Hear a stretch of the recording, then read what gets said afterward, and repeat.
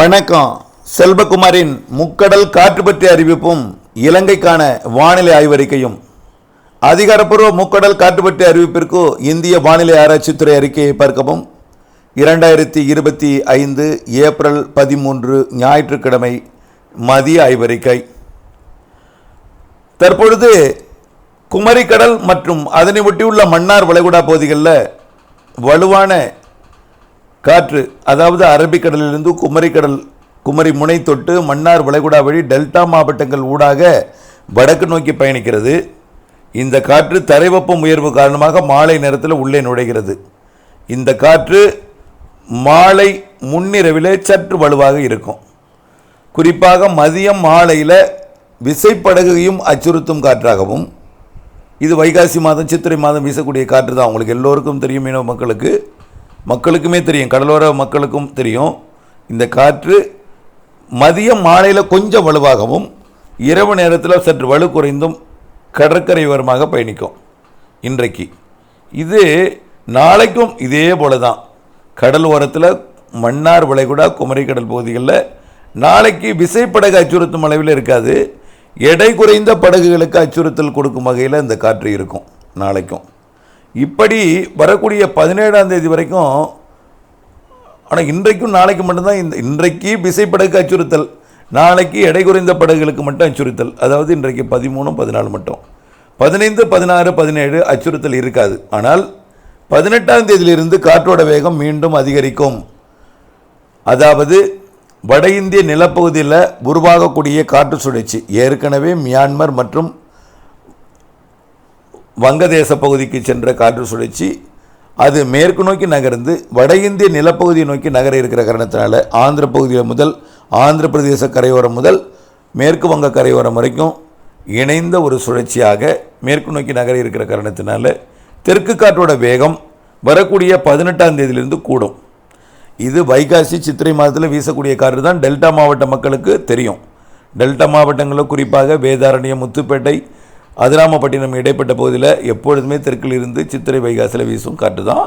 இது ராமேஸ்வரம் பகுதியில் உள்ளவர்களுக்கும் வீசும், தூத்துக்குடி கடலோரம் தொட்டும் போகும், தலைமன்னார் மற்றும் யாழ்ப்பாணம் பகுதியிலையும் வீசும். இந்த காற்று வரக்கூடிய ஒரு 3 நாட்களுக்கு, அதாவது 15, 16, 17 குறைவாக இருக்கும்.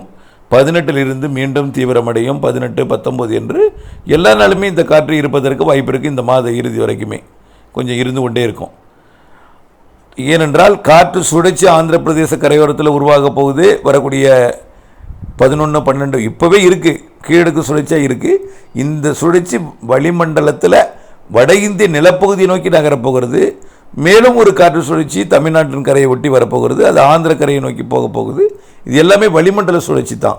இந்த வளிமண்டல சுழற்சி தெற்கு காற்றை ஈர்க்கும். இது பொதுவாக சித்திரையில் வைகாசியில் எப்பொழுதுமே இருந்து கொண்டிருக்கூடிய காற்று தான்.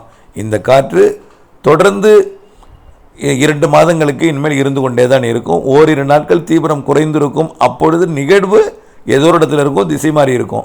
ஆனால் இது இடைக்காலமாக 2-3 நாள் குறைந்திருந்தாலும் மீண்டும் தொடர்ந்து தெற்கு காற்று தொடர்ந்து இருந்து கொண்டே தான் இருக்கும்.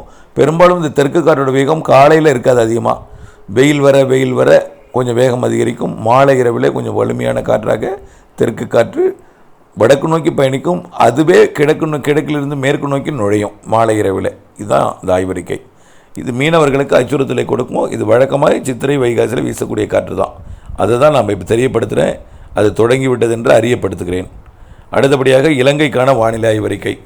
இலங்கையை பொறுத்த வரைக்கும் ஏற்கனவே இன்றைக்கு மதியம் இலங்கையோட தெற்கு மத்திய பகுதியில் இடிமழை, தெற்கு மத்திய பகுதியில் இடிமழை பொழிவு தொடங்கியது.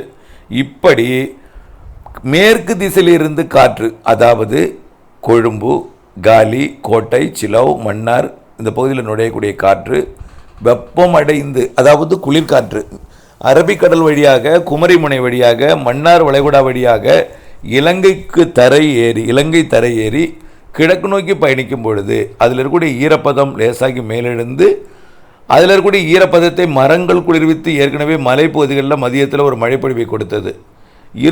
மேலும் இருக்கக்கூடிய அந்த ஈரப்பதம் மேலும் கிழக்கு கரையோரம் போகும் பொழுது கிழக்கு கரையோரத்தில் கிழக்கிலிருந்து வரக்கூடிய காற்றும் மேற்கிலிருந்து போகக்கூடிய காற்றும் சந்திப்பை ஏற்படுத்தி இலங்கையில் இன்றைக்கு மாலை இரவில் இடிமழை பொழிவு காத்திருக்கு.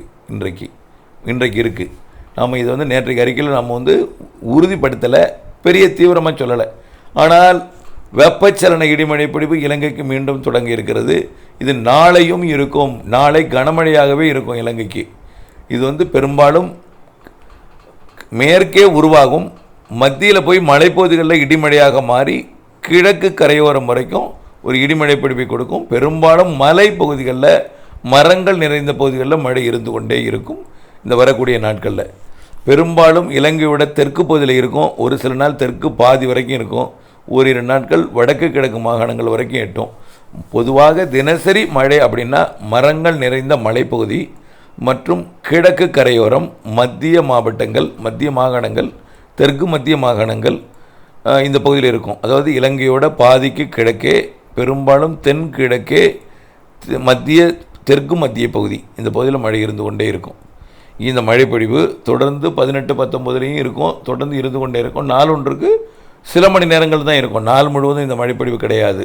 வரக்கூடிய 22-23 தேதிகளில் மழைப்பொழிவு கொஞ்சம் பரப்பில் கூடும். ஆனால் மழைப்பொழிவு பொறுத்த வரைக்கும் இது இடிமழையாக இருக்குது. அது இடி இல்லாத மழையா? இடி இருந்தாலும் பரப்பில் கூடி சீராக ஒரு பரவலான மழைப்பொழிவே இருக்கும். இது ஒரு இடத்துல குவித்து பெய்து 21, 22, 23 கொஞ்சம் பரவலாக்கி தூறல் சாரல் மழைப்பொழிவாக கொடுப்பதற்கு வாய்ப்பு இருக்குது. இந்த மாத இறுதியில் வலிமையான நிகழ்வு இருக்குது. 28, 29, 30, 31 அதுவும் நல்ல மழைப்பொழிவை தருவதற்கு வாய்ப்பு இருக்குது. இதை ஏற்கனவே நம்ம சொல்லியிருக்கோம். மீண்டும் ஒரு முறை, வெப்பச்சலன இடி மழைப்பொழிவு இலங்கையோட மேற்கு கரையில் நுழையும் காற்று வெப்பத்தால் லேசாக்கி மேலெழுந்து மலைப்பகுதிகளில் போய் மரங்களால் குளிர்வித்து மழைப்பொழிவை ஏற்படுத்தும். அது இன்றைக்கும் நாளைக்கும் இருக்கும்.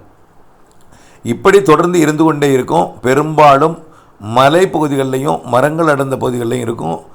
கிழக்கே போய் கிழக்கு காற்றோட எதிர்ப்பை எதிர்த்து குளிர்காற்றும் வெப்பக்காற்றும் வெப்ப நீராவியும் குளிர்காற்றும் இணைந்து மழைப்பொழிவை மாலை இரவில் சில மணி நேரங்கள் மட்டுமே, பெரும்பாலும் மதியத்திற்கு மேல் முன்னிரவுக்குள் தான் இந்த மழைப்பொழிவு அமையும். எல்லா நாளும் இருக்கும்.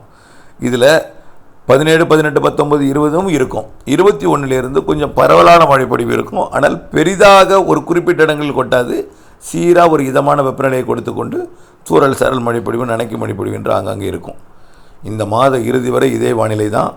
மே மாத முதல் வாரத்தில் முதல் நாளில் மே 1, 2, 3, 4 தேதிக்குள்ளே ஒரு வலிமையான நிகழ்வு வங்கக்கடலில் உருவாகி இலங்கை மற்றும் இந்திய தீபகற்பத்தை நோக்கி நகர்ந்து வரும். இதனால் நல்ல மழைப்பொழிவு காத்திருக்கு மே முதல் வாரத்தில். இப்படி 2வது வாரத்தில் நிகழ்வு இருக்குது, 3வது வாரத்தில் நிகழ்வு இருக்குது.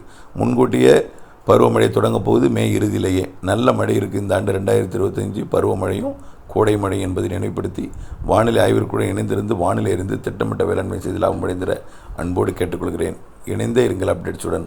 நம்முடைய வானிலை அறிக்கையை பிற இலங்கை தமிழ் மக்களுக்கும் வழங்கி அவர்களும் லாபமடைய அன்போடு கேட்டுக்கொள்ளுங்கள். நன்றி.